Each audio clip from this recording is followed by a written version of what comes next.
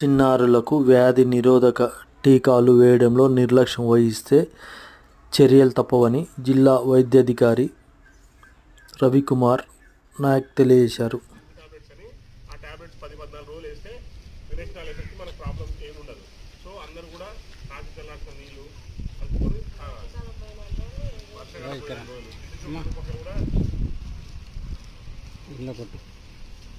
Photos ఇలా video కొట్టు.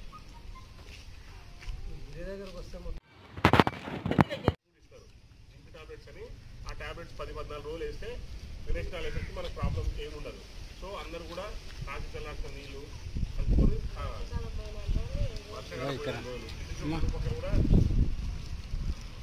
ఇలా కొట్టు.